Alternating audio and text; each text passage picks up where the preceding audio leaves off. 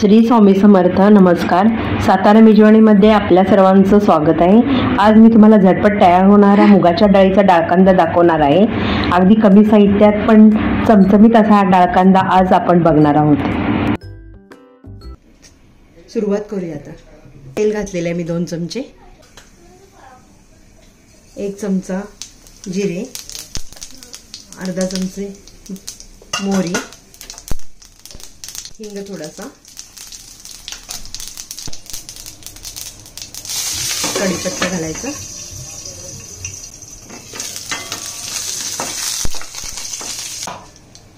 हे 2 कांदे मी मोठे कापून घेतलेले,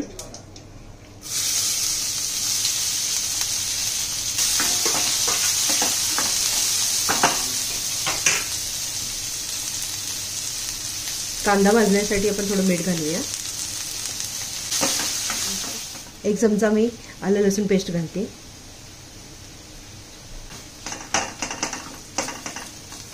थोडीशी आपल्याला कोथिंबीर घालायची आहे, कारण काय वास छान येतो भाजीला.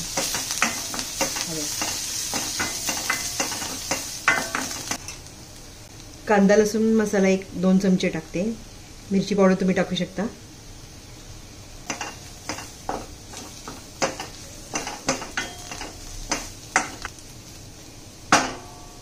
कलर येण्यासाठी लाल मिरची पावडर टाकते मी.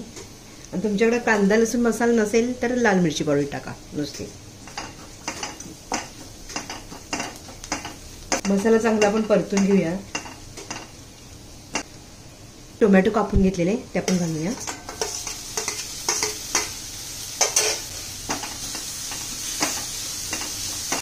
कोणत्याही प्रकारचं आपलं सकाळी जेवण आपलं जर समजा हेवी झालं असेल किंवा नॉनव्हेज असेल तर आपण संध्याकाळी हे साधं मुगाच्या डाळीचं पातळ भाजी करू शकता तुम्ही. फक्त एक अर्धा तास डाळ भिजत ठेवायची. मुगाची डाळ अर्धा तास भिजत ठेवायची म्हणजे भाजी पटकन होते लगेच. आता ह्यासाठी आपण थोडं पाणी घालूया.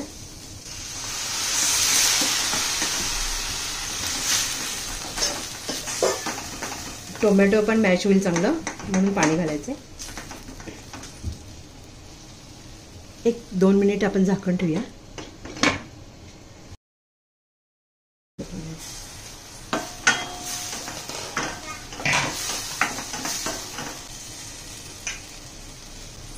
टोमॅटो मॅश झालेला आहे चांगलं, तुम्ही पाहू शकता.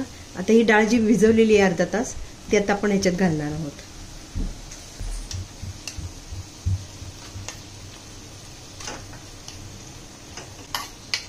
एक वाटी डाळ मी भिजत घातली होती.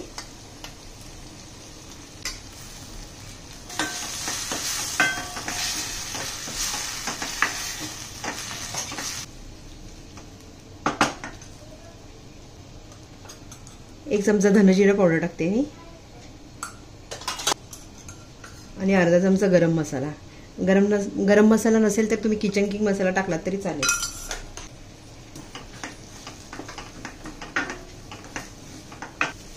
मुगाच्या डाळीचा डाळकांदा आहे ना, खूप झटपट होतो. आपण चपातीवर भातावर खाऊ शकतो. डाळ चांगली परतून घेतली मी मसाल्यामध्ये. डाळ शिजण्यासाठी यात पाणी घालायचं आपल्याला.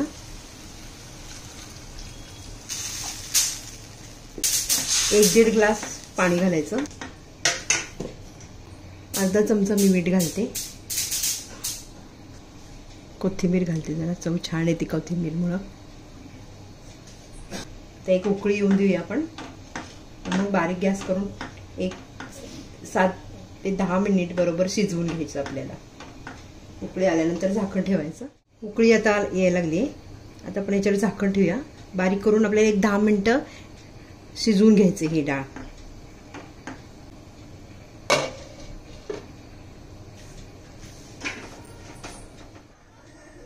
आपला डाळकांदा शिजत आलेला आहे. तर थोडंसं पळीने असं आपल्याला मॅश करून घ्यायचं आहे, कारण का म्हणजे एकजीव होतो सगळा.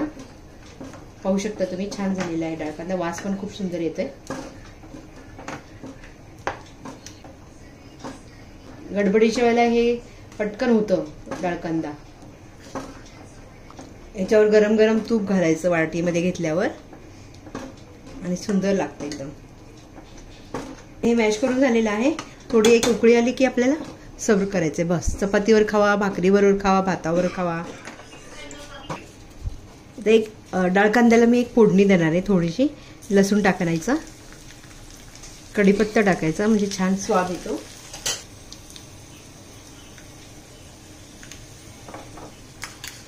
आणि थोडंसं लाल मिरची पावडर टाकते.